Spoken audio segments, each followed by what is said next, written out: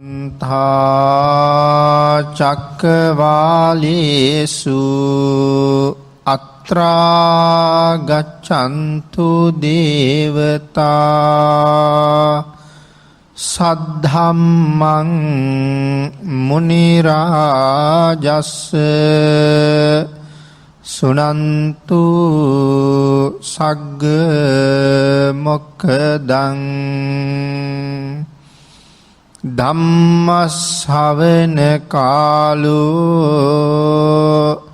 අයං බදන්තා ධම්ම ශ්‍රවණ කාලෝ අයං බදන්තා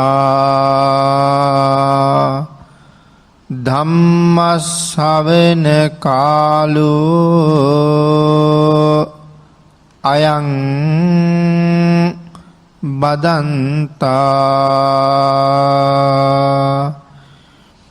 නමෝ තස්ස භගවතු අරහතු සබ්බ ධම්මේසු අප්පටිහත ඥානචාරස්ස දස බලධරස්ස චතුවේ සාරජ්‍ය විසරදස්ස සබ්බ සත්තුත්තමස්ස ධම්මිස්ස රස්ස ධම්ම රාජස්ස ධම්මස්සාමිස්ස තථාගතස්ස සබ්බඤුනෝ සම්මා සම්බුද්දස්ස නමෝ තස්ස භගවතු අරහතු සබ්බ ධම්මේසු අප්පටිහත ඥානචාරස්ස දස බලධරස්ස චතුවේ සාරජ්‍ය විසරදස්ස සබ්බ සත්තුත්තමස්ස ධම්මිස්ස රස්ස ධම්ම රාජස්ස ධම්මස්සාමිස්ස තථාගතස්ස සබ්බඤුනෝ සම්මා සම්බුද්දස්ස නමෝ තස්ස භගවතු අරහතු සබ්බ ධම්මේසු අප්පටිහත ඥානචාරස්ස දස බලධරස්ස චතුවේ සාරජ්‍ය විසරදස්ස සබ්බ සත්තුත්තමස්ස ධම්මිස්ස රස්ස ධම්ම රාජස්ස ධම්මස්සාමිස්ස තථාගතස්ස සබ්බඤුනෝ සම්මා සම්බුද්දස්ස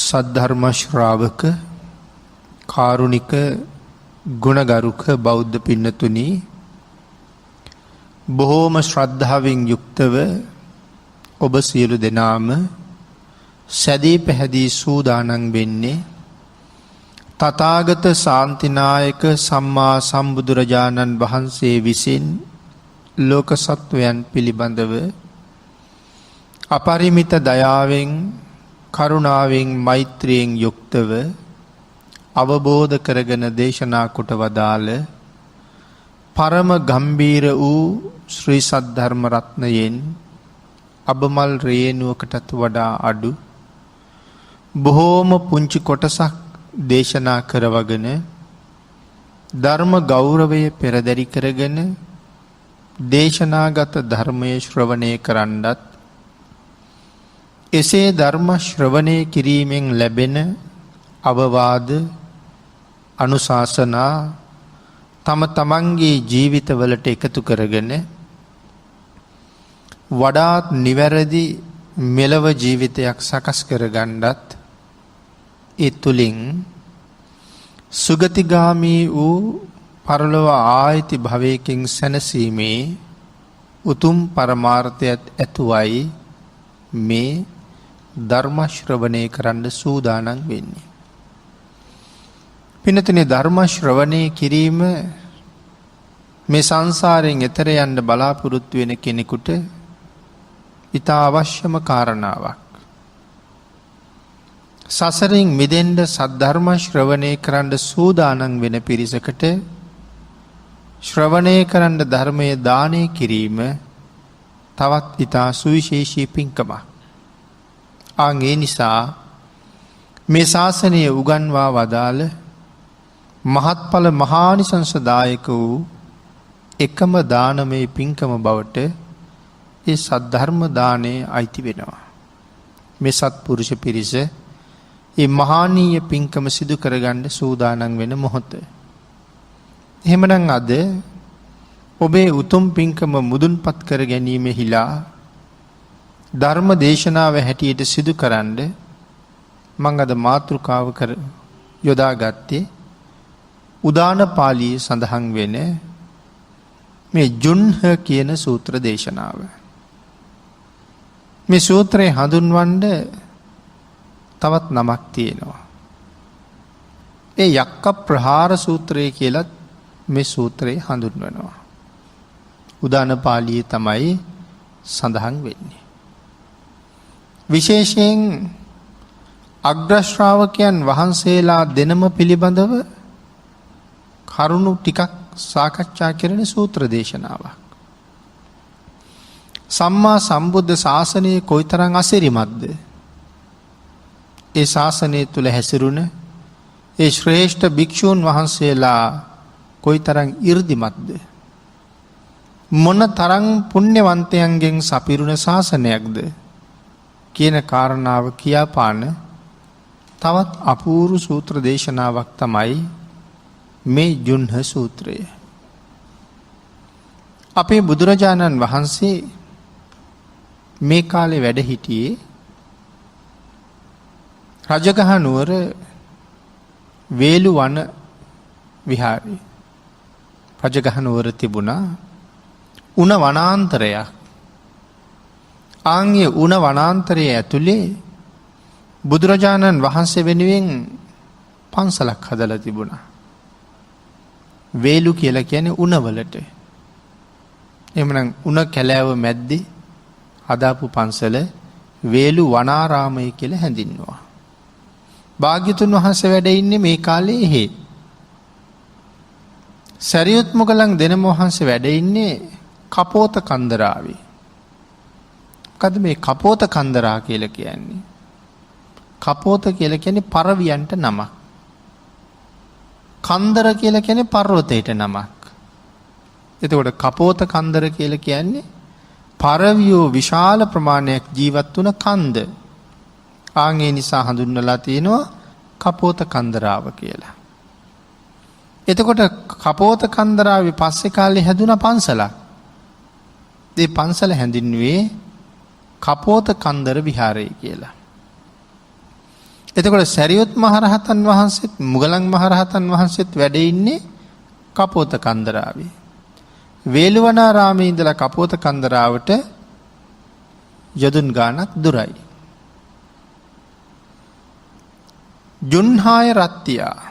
ජුන්හාය රත්ත්‍යා කියලා කියන්නේ පුරපක්ෂයේ රාත්‍රියක. පුරපක්ෂයේ සහ අවපක්ෂයේ කියලා මාසේ කොටස් දෙකකට බෙදෙනවනේ. එතකොට මේක පුරපක්ෂයේ රාත්‍රියක්. ඒ කියන්නේ හොඳට හඳ පායලා තියෙන රැයක්. සරියුත් මහරහතන් වහන්සේ හැන්දෑවි හොඳට හිස බාලා පැන් සැනහිලා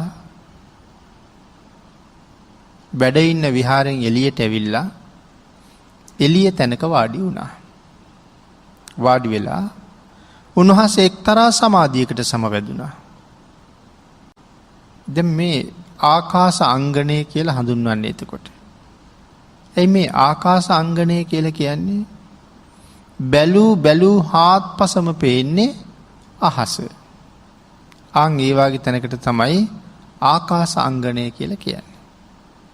දැන් එහෙම බොහොම නිදහස් ප්‍රදේශයක තමයි මේ ආරාමයේ තියෙන්නේ. උන්වහන්සේ එළියේ හඳ පායලා තියෙනවා. සමාධියකට සමවැදිලා එළියේ වැඩ ඉන්නවා. මුගලන් මහරහතන් වහන්සේත් ඉන්නවා. හැබැයි උන්වහන්සේ එළියේ ඉන්න කතාවක් සඳහන් කරලා නැහැ. මෙහෙම ඉන්නකොට මේ උතුරු දිහාවේ ඉඳලා දකුණු දිහාවට යන යක්ෂයෝ දෙන්නෙක් හිටියා. ඒ දෙන්නත් අහසින් යන්නේ. උතුරු දිහාවේ තිබිච්ච යක්ෂ සමාගමකට සම්බන්ධ වෙලා තමයි දකුණු දිශාවට මේ දෙන්න යන්නේ. මේ දෙන්න අහසින් යනකොට සරියුත් මහරහතන් වහන්සේ රන්වන් පාටින් බැබලි බැබලි එළියේ වැඩ ඉන්නවා.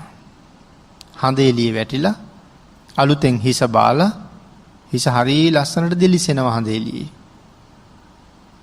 එතකොට මෙතන සඳහන් කළා සරියුත් මහරහතන් වහන්සේගේ පාට මොකක්ද කියලා. හමේ වර්ණය.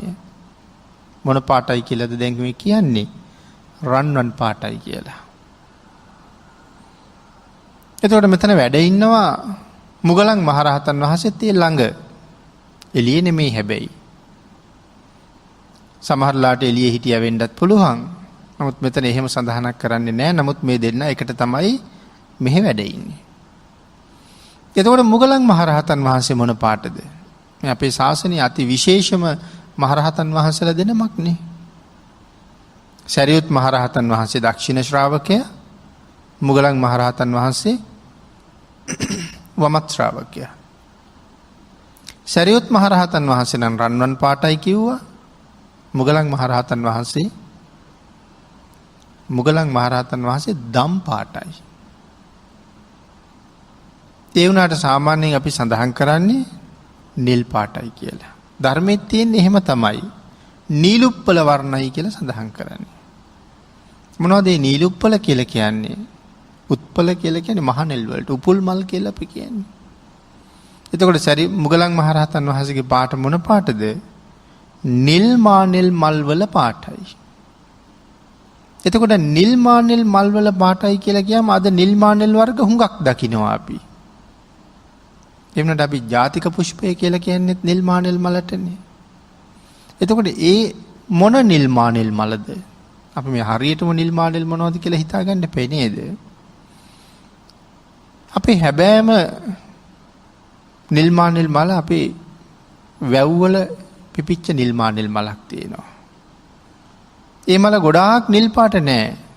මං හිතන්නේ වැඩි හිටියෝ දැකලා තියෙනවා. ගොඩාක්ම නිල් පාට නැහැ. නමුත් හරි ලස්සනයි. මලේ පෙති නිල් පාටයි නෙමේ දම් පාටයි. හොඳට විමසලා බලන්නකෝ වැවේ පිපෙන මානෙල් මල දිහා.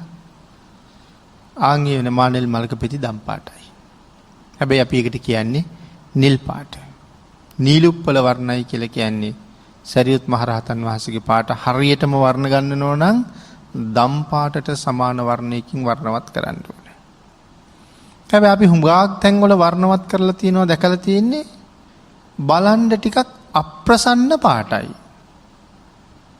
තද නිල් පාට කරලා බැලු බැලමට පේන්නේ කළු පාට වගේ. එතකොට ප්‍රියමනාප නැහැ. මහා කල්ප අසංකේයිකුත් ලක්ෂයක් පාරමිතා පුරලා තියෙන්නේ මේ උත්තමයන් වහන්සේලා දෙන්න මොකටද? ලෞතුරා බුදුරජාණන් වහන්සේ නමකගේ අග්‍ර ශ්‍රාවකයෝ වෙන්නේ. කාගින්ද නියත විවරණ අරගන්නේ? අනවමදර්ශී කියන සම්මා සම්බුදුරජාණන් වහන්සේගෙන්. එතන ඉඳලා අග්‍ර ශ්‍රාවක බෝධිය ප්‍රාර්ථනා කරගෙන බොහෝ දීර්ඝ කාලයක් කිව්වේ මහා කල්ප අසංකේයිකුත් ලක්ෂය පාරමිතාම සම්පූර්ණ කළා. මේ පාරමිතාව මුදුන්පත් වෙන අන්තිමාත්ම භාවයේ පාරමිතාවත් මුදුන්පත් වෙනවා. ආයේ මේ සංසාරي කවර කවමදාකවත් උන්වහන්සේලා දකින්න ලැබෙන්නේ නැහැ. එතකොට මේ අන්තිම උපත ලබන මේ මහා පුණ්‍යවන්තයන් වහන්සේ දකින්න කෙනෙකුට අප්‍රසන්න වර්ණයක් සහිතව උපදී කියලා අපේ අය කවදාවත් හිතනවද? දකින්න කෙනාට දැස අහකට ගන්න හිතෙන්නේ නැති තරම් ඊටාම ලස්සන වර්ණයක් උන්වහන්සේට තියෙන්නේ. අපි කියන්න හදන්නේ පෙර භවයක අම්මට තාත්තට පහර දුන්න නිසා කළු පාට වෙලා ඉපදුනා කියලා. නමුත් ඒක අපේ අදහස. ධර්මයේ අදහස එහෙම නෙමෙයි. ධර්මයේ පැහැදිලි කරනවා සංසාරේ අනාදිමත් කාලයක් නිල් මහ නිල් මල් බොහොම ශ්‍රද්ධාවෙන් පූජා කරපු නිසාම උන්වහන්සේට නිල් මහ නිල් මලක වර්ණය ලැබුණ කියලා. එනිසා සඳහන් කරනවා දම් පාටට හුරු වර්ණයකින් යුක්තයි, ඊටාම ප්‍රියමනාපයි, මහා 이르දිවන්තයි. මේ දෙන්න එකතු වෙච්චාම කොයිතරම් ශ්‍රේෂ්ඨද, කොයිතරම් ලස්සනද කියන කාරණාවත් ධර්මයේ තව තව තැන්වල පැහැදිලි කරනවා. මේ නාග කියන වචනය, නාග කියලා කාට කියනවද? නාගයාටත් නාග කියනවා, ඇතාටත් නාග කියනවා, තවත් නාගයෙක් ඉන්නවා. ඒ තමයි රහතන් වහන්සේ. රහතන් වහන්සේටත් නාග කියලා කියනවා. එතකොට මේ දේශනාව තුළ යම් තැනක ආපහු නාග කියන වචනේ සඳහන් වුණොත් ඒ නාග කියලා දෙන රහතන් වහන්සේට.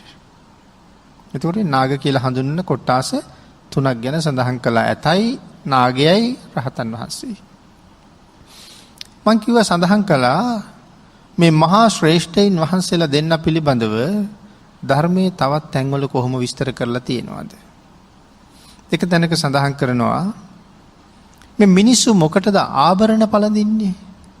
දැන් අපේ පින්නතුනුත් ආභරණ පැළඳගෙන ඉන්නවා. අපි නිකම්ම ඇවිල්ලා වාඩි වුණාට වඩා, නිකම්ම ගමනක් යන්න බැස්සට වඩා කනට කරාඹුවක් දාලා, කරට මාලයක් දාලා, අතට වලලු දාලා, ඇයි අපි එහෙම මගට බහින්නේ? සාමාන්‍ය ස්වරූපයට වඩා ලස්සන පෙනුමක් ඉස්මතු කරගන්න අපි ආභරණ පළඳිනවා.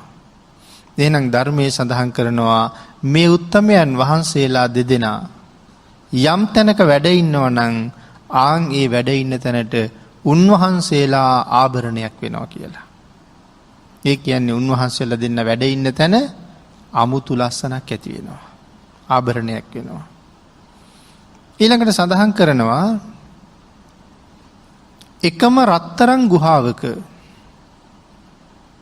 කේසර සිංහරාජයෝ දෙන්නෙක් ඉන්නවා වගේ හරි ලස්සනයි, ගම්බීරයි කියලා. කේසර සිංහයෝ අපිට ජීවිතයේ දකින්න ලැබෙන එකක් නැති වෙයි. කේසර සිංහයා කොයි වගේද? කේසර සිංහයා කොයි වගේද කියන කාරණාව සීහ සූත්‍රයේ පැහැදිලි කරලා තියෙනවා. ඉතින් ඒ තරම් කරුණු දීර්ඝව සාකච්ඡා කරන වෙලාවක් නෙමෙයි. කේසර සිංහයා සුදු පාටයි කියලා සඳහන් කරන්නේ. පිට මැද්දේ ඉරි තුනක් තියෙනවා.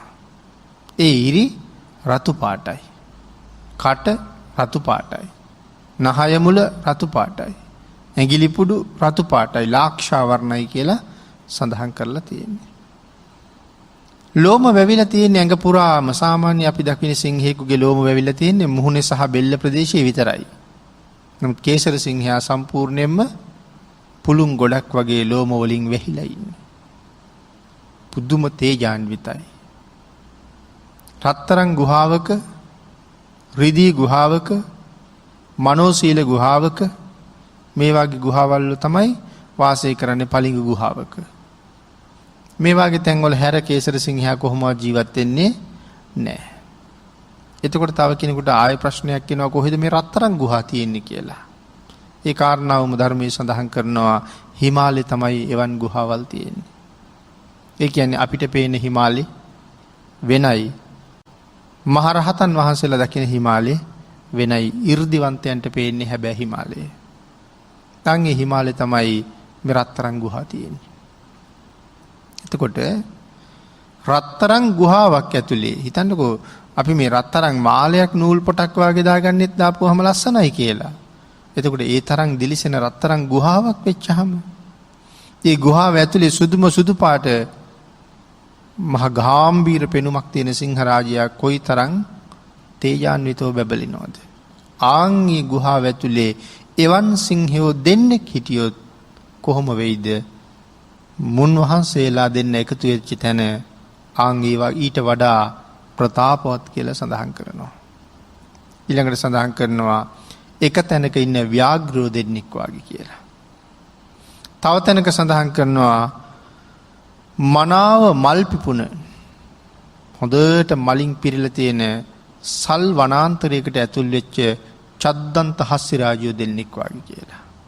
ඇත් කුල වලින් ඉහළම කුලය චද්දන්ත ඇත්තු. ඒ චද්දන්ත කියලා කියන්නේ ඒ ඇතාට දල 6ක් තියෙනවා. අන් ඒකයි චද්දන්ත කියන්නේ. දත් 6ක් තියෙන නිසා චද්දන්ත කියනවා. එවන් චද්දන්තයෝ දෙන්නෙක් සල් වනාන්තරයක හැසිරෙනකොට කොච්චර ලස්සනද. මේ මහා නාගරාජයින් දෙදෙනා යම් සාල වනාන්තරයක වැඩ හිටියොත් ඒ චද්දන්තයෝ ඉන්නවට වඩා ලස්සනයි කියලා සඳහන් කරනවා. ඊළඟට සඳහන් කරනවා පින්නතුනි, ඉඹුල් වනාන්තරයක ජීවත් වෙන ගුරුළු රාජයෝ දෙන්නෙක් එකට එකතු වෙච්ච තැන කොයි තරම් ලස්සන වෙයිද? ඊට වඩා හරිම ලස්සනයි. ඊටාම 이르දි සම්පන්නයි, ප්‍රතාපවත් මේ මහරහතන් වහන්සේලා දෙන්න එකතු වෙච්ච තැන. ඉඹුල් වනාන්තරයක ඉන්න ගුරුළු කියලා කියහම සාමාන්‍යයෙන් අපි අහලා තියෙන ගුරුල්ලෙක් කියලා කියන්නේ කුරුල්ලෙකුට. නමුත් අපි තාම ගුරුල්ලෝ දැකලා නැතුව ඇති. නමුත් මෙතන සඳහන් කරන්නේ සාමාන්‍යයෙන් කතා කරන ගුරුලෙක් ගැන නෙමෙයි, දිව්‍යමය ගුරුලෙක් ගැන. ඒ ගුරුලෝ කොහෙද ඉන්නේ? සඳහන් කරනවා සාගරයේ ඈත කඳු වලල්ලකින් වට වෙච්ච තැනක පිහිටලා තියෙන ඉඹුල් වනාන්තරයක තමයි මේ ගුරුලෝ ජීවත් වෙන්නේ කියලා. එතකොට මේ ගුරුලෙක් කොච්චර ලොකුද?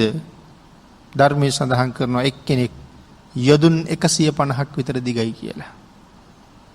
යොදුන් 150ක් කියලා කියන්නේ 60ක්ම නම් 2400ක්. අපේ ඇහැටවත් හිතාගන්න පුළුවන්ද? මනසට දැනෙනවද 60ක්ම 2400ක් දිග ගුරුලෙක් කියන්නේ? නමුත් එහෙම ගුරුලෝ ඉන්න බව ධර්මයේ සඳහන් කරනවා. එහෙමනම් එවන් ගුරුලෝ දෙන්නෙක් එකතු වෙච්ච තැන කොයිතරම් ප්‍රතාපවත්ද? මේ මහා ශ්‍රාවකයන් දෙන්න එකතු වෙච්ච තැන ඒ තරම් ප්‍රතාපවත්, ඒ වගේම හරිම ප්‍රියමනාපයි, දැකුම් කලුයි කියලා සඳහන් කරනවා. ඊළඟට සඳහන් කරනවා එකම පාණ්ඩු කම්බල ශෛලාශනයක වාඩි වුණ මේ සක් දෙවි රජවරු දෙන්නෙක් වගේ කියලා. සක්‍ර රජවරු දෙන්නෙක් වගේ කියලා. සක්‍ර රජුරුව මොනතරම් ප්‍රතාපවත්ද, තේජවන්තද? පාණ්ඩු කම්බල ශෛලාශනයේ කොයිතරම් තේජවන්තද? ගල් වලින් නිර්මාණය වෙච්ච යොදුන් 60ක් දිග, යොදුන් 50ක් පළල, යොදුන් 15ක් උස මේ අපූර්ව ආසනයේ තමයි පාණ්ඩු කම්බල ශෛලාශනය කියන්නේ. මේකේ ඉඳගන්නේ එකම එක සක්‍රයක් විතරයි. යම් දවසක මොන හේතුවෙන් හරි මේක දෙන්නෙක් ඉඳගත්තොත් එහෙම ඒ ආසනයේ කොයිතරම් අපූර්වට විරාජමාන වෙයිද? මේ මහෝත්තමයන්න් වහන්සේලා දෙන්න යම් තැනකද එතන ආන් ඒ වාගේ බබලෙනවා කියලා සඳහන් කරනවා. එකම විමානයක ඉන්න මහා බ්‍රහ්ම රාජවරු දෙන්නෙක් වගේ. එකම අහසට හඳවල් දෙකක් පායහම ළඟින් අහස කොයිතරම් සුන්දර වෙයිද? එකම අහසක ඉරවල් දෙකක් පෑවුවොත් ළඟින් අහස මොනතරම් තේජවන්ත වෙයිද? හිරු මොනතරම් තේජවන්තද? එක සූරියෙක් මේ තරම් ප්‍රතාපවත් වෙනකොට දෙන්නෙක් පායහම මේ මහා නාගරාජයෝ දෙන්න යම් තැනක ඉන්නවා නම් ආන් ඊට වඩා ප්‍රතාපවත් කියලා සඳහන් කරනවා. අන්න ඒ නිසා මේ මහා උතුමාණන් වහන්සේලා දෙන්න පිළිබඳව ධර්මයේ තවත් බොහෝ කරුණු විවිධ සූත්‍රවල විවිධ තැන්වල විස්තර කරලා තියෙනවා. ඉතින් ඒ කාරණාව සඳහන් කළේ මේ මහා තේජවන්තයින් දෙදෙනා කොයිතරම් ශ්‍රේෂ්ඨද? මෙවන් උතුමන් වහන්සේලා මේ ශාසනයේ වැඩ හිටියා. ඉතින් කොච්චර පාරමිතා පිරුවා කියලා සඳහන් කළාද? මහා කල්ප අසංකේයකුත් ලක්ෂ එකක් මේ අන්තිම ජීවිතේ. එහෙමනම් අන්තිම ජීවිතේ කවදාවත්ම අප්‍රසන්න වර්ණයක් සහිතව උපදින්නේ නෑ අග්‍ර ශ්‍රාවකයන් වහන්සේ. අපිට හිතාගන්න බැරි තරම් පාරමිතා පුරලයි තියෙන්නේ. උන්වහන්සේලාගේ බ්‍රහ්මචර්යාව ගැන සඳහන් කරනකොට එතන සඳහන් කරනවා බ්‍රහ්මචාරී කියන වචනේ නම් අපි හැමෝම දන්නවා.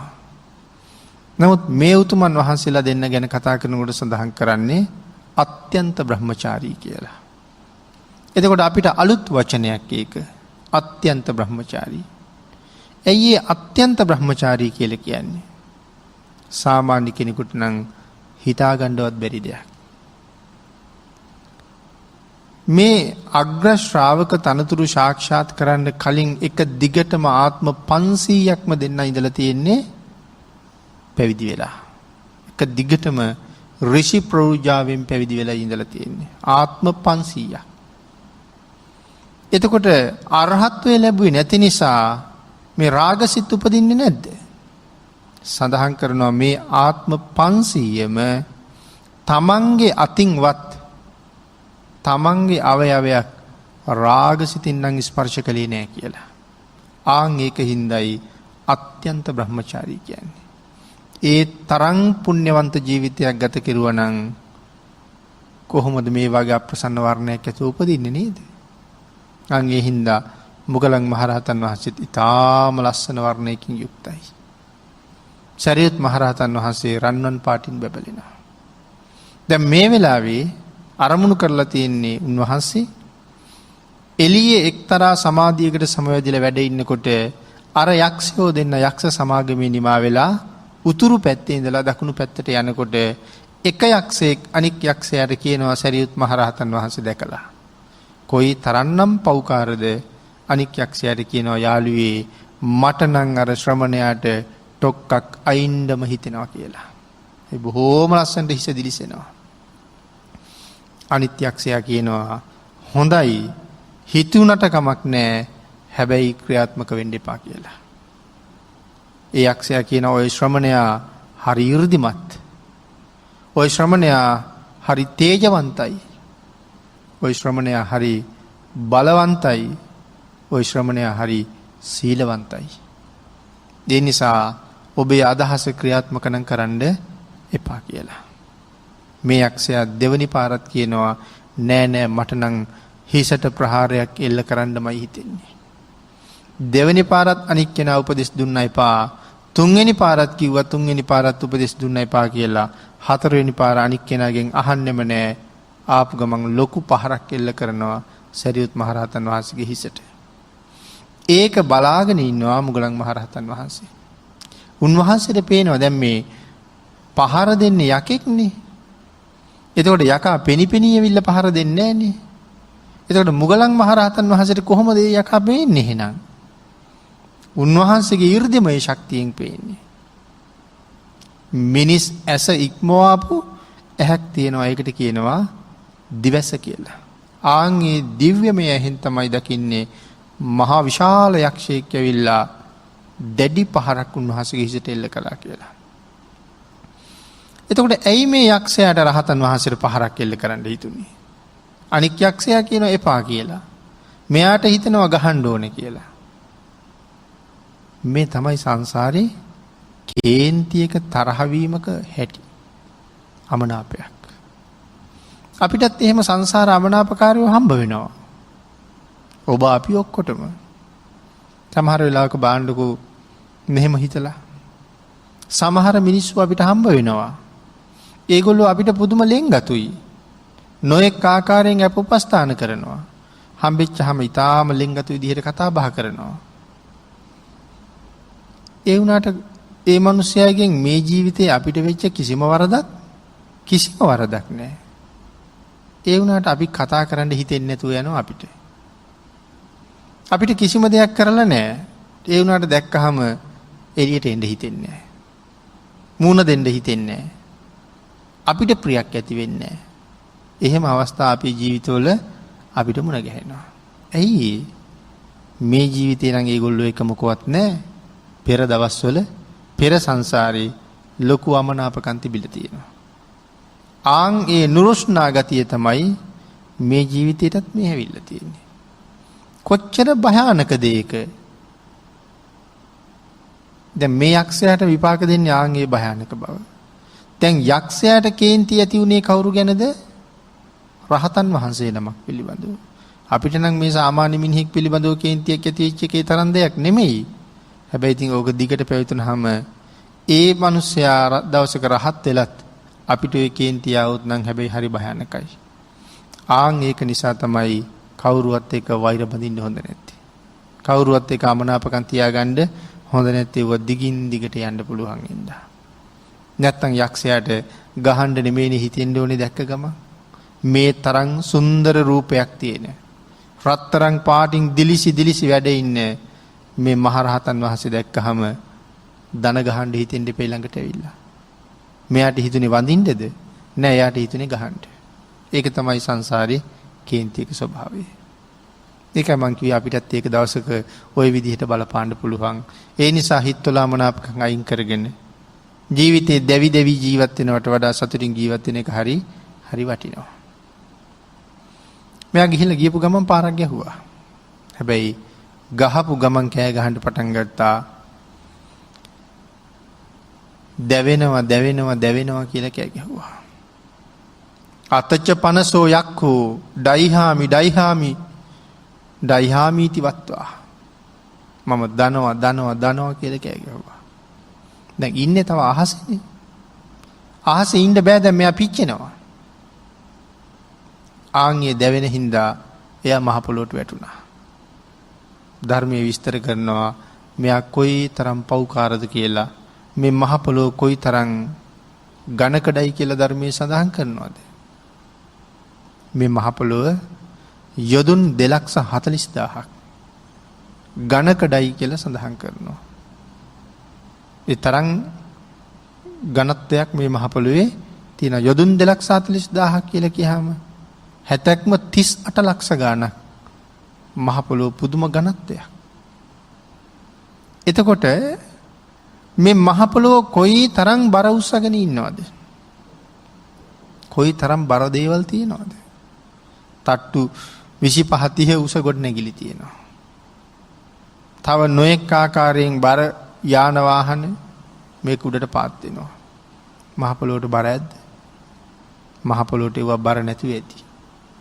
ඇයි කොයි තරම් දේවල් මේක උඩට බරට පාත් කළත් ඒ ඔක්කොම නිර්මාණය කළේ පිටසක්වලකින් ගෙනල්ලා නෙමෙයි. මේ මහ පොළොවෙන් අරගෙන තමයි ආපහු එක එක නිර්මාණ කරලා තියෙන්නේ. ඒ හින්දා බර වෙන්නේ නැහැ. මහා මේරු පර්වතය යොදුන් 1,68,000ක් උසයි කියලා කියන්නේ. මුහුද යට යොදුන් 84,000ක් තියෙනවා.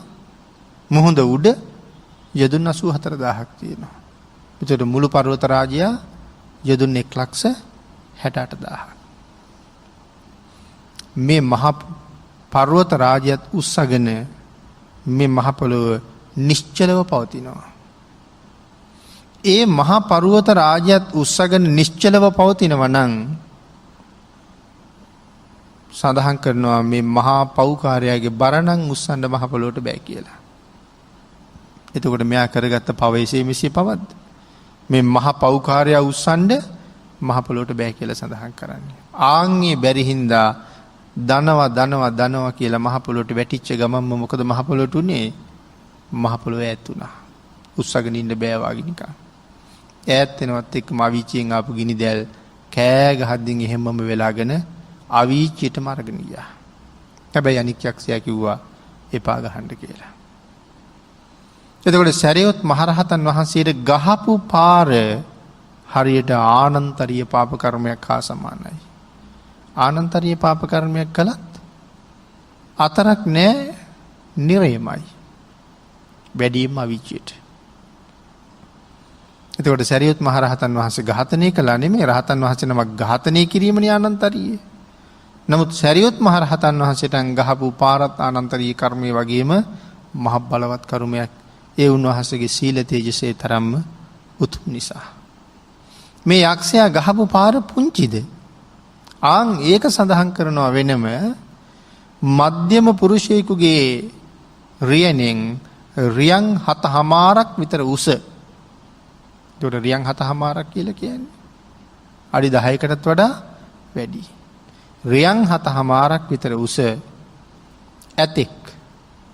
ආන්ගේ ඇතාට මේ යකා ගහපු පාර වැදුනා එහෙමනම් සඳහන් කරනවා සම්පූර්ණයෙන් මහ පොළොව කඩාගෙන ඇතා ගිලෙනවා කියලා. ඒ තරම් ලොකු පාරක්. එතකොට මේ පාර හිතා ගන්න පුළුවන්ද? අද තියෙන ලොකු බැකෝ යන්ත්‍රයක් ගෙනල්ලා ඇතාට පාරක් යන්නත් එයා මහ පොළොව කඩාගෙන යට යන්නේ නැහැ. එහෙනම් යක්ෂයාගේ ප්‍රහාරයේ එසේමසේ පහරක්ද? ආන් ඒ තරම් පහරක්. මහා පර්වතයකට මේ යක්ෂයාගේ පාර වැදුන නම් ගල් පර්වතයකට සඳහන් කරනවා වළඳක් කුඩු වෙනවා වගේ ඒ පර්වත රාජයා කුඩු වෙනවා කියලා. එතකොට අපිට හිතාගන්නවත් බෑ පාර කොච්චර ලොකුද කියලා. යක්ෂයෙක් ගහන පාර.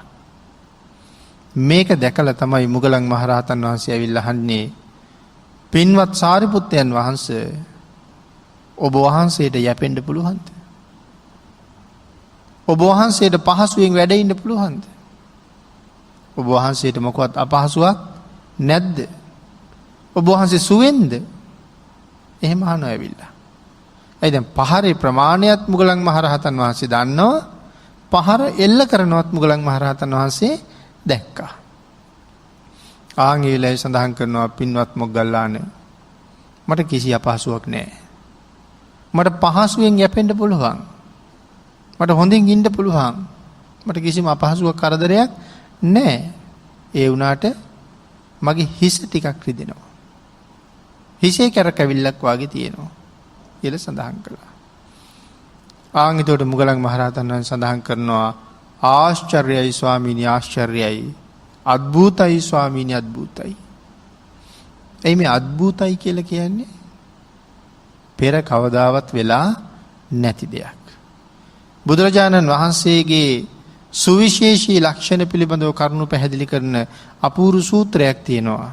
ඒකට කියන්නේ ආශ්චර්ය අද්භූත ධර්ම කියලා. ආශ්චර්ය අද්භූත ධර්ම සූත්‍රය. එතකොට අද්භූත කියන්නේ ඇයි? පෙර කවදාවත් වෙච්ච නැති දෙයක්. පෙර නොවූ විරූ තරම් දෙයක්. එහෙනම් මෙතන ආශ්චර්යයි අද්භූතයි ස්වාමීනි. පෙරනම් මෙහෙම දෙයක් වෙලා නැහැ. මෙන්න මෙහෙම යකෙක් මෙන්න මේ විදිහේ පාරක් ඔබ වහන්සේට එල්ල කළා. රියන් 7මාරක් උස තියෙන ඇතෙකුට ගැහුවනම් ඒ පාර ඇතා මහ පොළොවේ ගිලෙනවා ස්වාමීනි. නමුත් ඔබ වහන්සේ කියනවා කිසිම අපහසුාවක් නැහැ කියලා. හැබැවින්ම අද්භූතයි ස්වාමීනි ආශ්චර්යයි. දැන් මේ මහා මුගලන් මහරහතන් වහන්සේ සරියුත් මහරහතන් වහන්සේගේ 이르දි ශක්තිය වර්ණනා කරනවා. එතකොට සරියුත් මහරහතන් වහන්සේ සඳහන් කළාද මොන තරම්නම් මේ මහා උත්තමයන් වහන්සේ නිහතමානීද? සඳහන් කළේ නෑ. ඇත්තද? මට ඕක ඒ තරම් දෙයක් නෙමෙයි. පෙරත් මේ වාගේ 이르දීන් මම දක්වලා තියෙනවා. ඒ හින්දා ওই යක්ෂයාගේ ප්‍රහාරය මට ලොකු පහරක් නෙමෙයි කියලා කියන්න ගියාද? කවදාවත් එහෙම කියන්නේ නැහැ. තමන්ගේ හැකියාව කියාපාන්න යන්නෙම නෑ. පුදුමාකාර නිහතමානිකමක්. තමන්ගේ 이르දි ශක්තිය ගැන කතා කරන්න ආපු මහමුගලන් මහරහතන් වහන්සේට සඳහන් කරනවා ඔබ මෙතන මහා යකෙක් දකිනවා. කොයි තරම් ශ්‍රේෂ්ඨද? මොග්ගල්ලාන ඔබ මොන තරම් 이르දිමත්ද? ඔබට මේ වෙලාවේ මෙතන යකෙක් පෙනුණා. හැබැයි මට පාංශු පිසාචයෙක්වත් පෙවුන්නේ නැහැ. ඒ කියන්නේ තා චූටි සතෙක්වත් මන් දැක්කේ නැහැ. මුත් ඔබට යකෙක් පේනවා. ඔබ මොන තරම් නම් 이르දිමත්ද කියලා උන්වහන්සේගේ 이르දිය වර්ණනා කරනවා. ආන් එහෙම උන්වහන්සේගේ 이르දිය වර්ණනා කරලා උන්වහන්සේලා දෙන්න එහෙම කතා කර කර වැඩ ඉන්නවා. ආන් ඒ උන්වහන්සේලා දෙන්නගේ සාකච්ඡාව කාටද ඇහෙන්නේ? වේළුවනාරාමේ වැඩ ඉන්න බුදුරජාණන් වහන්සේ අහගෙන ඉන්නවා. එතකොට දැන් භාග්‍යතුන් වහන්සේට මේ යොදුන් ගානක් ඈත මේ කතාව ඇහෙන්නේ. කොහොමද බුදුරජාණන් වහන්සේ ඒක අහගෙන ඉන්නේ? මිනිස් කන ඉක්මවාලු පිරිසිදු දිව්‍යමය කනින් භාග්‍යතුන් වහන්සේ මේ හඬ අහගෙන ඉන්නවා. දිබ්බසෝතේ. මේ මහා උත්තමයන් වහන්සේලා දෙන්නගේ සාකච්ඡාව. ඒක අහගෙන ඉන්න අපේ බුදුරජාණන් වහන්සේ උදාන වාක්‍යයක් ප්‍රකාශ කරනවා. ඒක තමයි උදානය කියලා කියීමක උදාන පාළියේ තියෙන්නේ. මොකද්ද භාග්‍යතුන් වහන්සේගේ උදානය? භාග්‍යතුන් වහන්සේ සඳහන් කරනවා යමෙකුගේ හිත මහා ගල් පර්වතයක් වාගේ නොසැලෙනවද? අටලෝ දහමින් කම්පා නොවෙනවද? සාමාන්‍ය මිනිස්සු සතුටු වෙන තැනක සතුටු වෙන්නේ නැද්ද? සාමාන්‍ය මිනිස්සු සතුටු වෙන තැනක සතුටු වෙන්නේ නැද්ද කියන්නේ? අපි නම් රාගය හින්දා සතුටු වෙනවා. තව කෙනෙක් තණ්හාවෙන් සතුටු වෙනවා. මට මෙච්චර ලැබුණා. ලැබෙන්න තියෙනවා, ලබා ගන්න ඕනේ. ඒවා ලැබෙන බව දැනගත්තාම තණ්හාව නිසා අපි සතුටු වෙනවා. අනේ කාරණාවයි මේ කියන්න හදන්නේ. සාමාන්‍ය කෙනෙක් සතුටු වෙන තැනක සතුටු වෙන්නේ නැද්ද? ඒ කියන්නේ පෘථග්ජනයෝ සතුටු වෙන කිසි තැනක ආර්යයන් වහන්සේ සතුටු වෙන්නේ නැහැ. ඒ කියන්නේ අති උතුම් ආර්ය තත්වයට පත් වෙලාද? සාමාන්‍ය මිනිස්සු සතුටු වෙන තැනක සතුටු වෙන්නේ නැද්ද කිව්වේ ඒකයි. ඊළඟට සඳහන් කරනවා කෝප ඉපදීමට හේතු ආඝාත වස්තුවේහි නොකිපේද? ආඝාතය කියලා කියන්නේ කෝපය කියන කාරණාවමයි. මේ කෝප උපදවන්න හේතු වෙන ආඝාත වස්තුවේහි කෝප නොවන්නේද? සාමාන්‍ය මිනිස්සු කේන්ති ගන්නවා. නමුත් මේ රහතන් වහන්සේ කේන්ති ගන්නේ නැහැ. බුදුරජාණන් වහන්සේ කේන්තිය පාලනය කරගන්න කරුණු ගණනාවක් දක්වපු සූත්‍රයක් අපිට දේශනා කළා. ආඝාත පටිවිනේ සූත්‍රය කියලා. ඒක බුද්ධ දේශනාවක්. සරියුත් මහරහතන් වහන්සේ පැහැදිලි කරන දේශනාවක්. ආඝාත පටිවිනේ.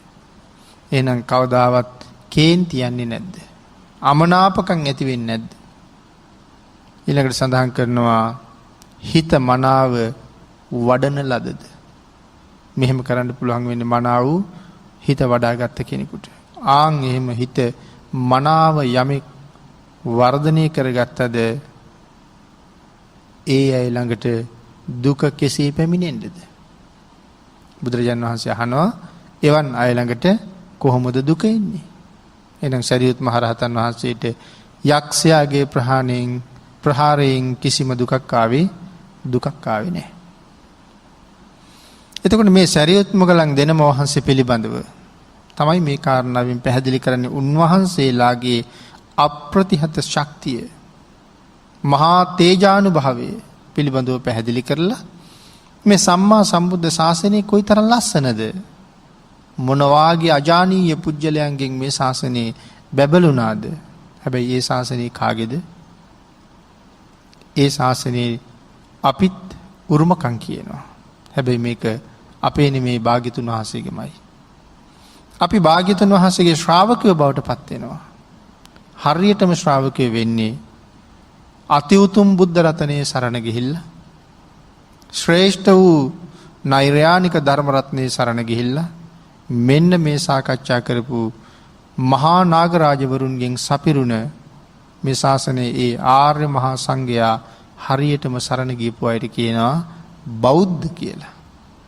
ආන් ඒ අයට මේ ශාසනයේ උරුමයක් තියෙනවා. මේ ශාසනයෙන් එතර යන්න පුළුවන් වීර්ය වඩන උත්තමය වෙන නිසා. එහෙමනම් සම්මා සම්බුද්ධ ශාසනය මෙන්න මේ තරම් අතිශ්‍රේෂ්ඨයි. අති උත්තරීතරයි. අපිට හිතාගන්න බැරි තැනක තමයි ශාසනයේ උතුමන් වහන්සේලා වැඩ ඉඳලා තියෙන්නේ. අන්න එවන් වූ තුනුරුවන කෙරේ හිත පහදවාගෙන සතර අපායෙන් මිදිලා සුගතිගාමී ජීවිත ලබාගෙන සසරින් මිදෙන්න අවස්ථාව ලබා ගන්න පුළුවන් හොඳ ශ්‍රේෂ්ඨ මනුෂ්‍ය ජීවිතයක් ලැබිලා තියෙන මොහොතක එයින් ප්‍රයෝජන ගන්න එක අපි සියලු දෙනාගේම පරම යුතුයකමක්, වාසනාවක් බවට පත් වෙනවා. ආන් ඒ උතුම් අවස්ථාවෙන් හැබෑම ප්‍රයෝජන අරගෙන මෙවන් ශ්‍රේෂ්ඨ ආර්යයන් වහන්සේලාගේ ශාසනය භජනය කරමින් සතර අපායට පිටුපාලා සුගතිය දිහා බලන්න, සුගතිගාමී සැප සම්පත් හොයා ගන්නත් ප්‍රාර්ථනීය නිවන ඊ타ම ඉක්මන් භවයක ඊ타මත්ම කෙටි කාලයකින් සැප සහිත ප්‍රතිපදාවෙන් මුදුන්පත් කර ගැනීම සඳහාත් මේ රැස් කරගත් උතුම් වූ කුසලානිසංසය, සද්ධර්ම දානානිසංසය, සද්ධර්ම ශ්‍රවණානිසංසය අපි සියලු දෙනාටම පාරමී වේවා කියලා ප්‍රාර්ථනා කරමු.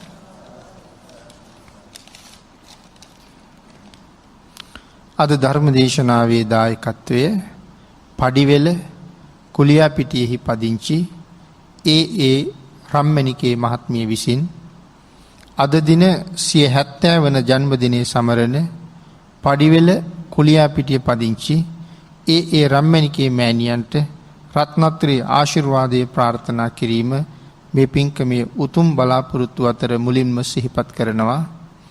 ඒ වගේම පඩිවෙල හා කුලියාපිටිය පදිංචිව සිට නැසී ගිය ගුණවර්ධන කනුගල පියාණන් ඇතුළුව මියගිය සියලුම ඥාති මිත්‍රාදීන් හට පින් පැමිණවීම පිණිස මෙම ධර්ම දානමය පුණ්‍ය කටයුත්ත සිදු කරන බව සිහිපත් කරනවා. ඊට අමතරව දෙසැම්බර් මාස ජන්මදිනයේ යෙදෙන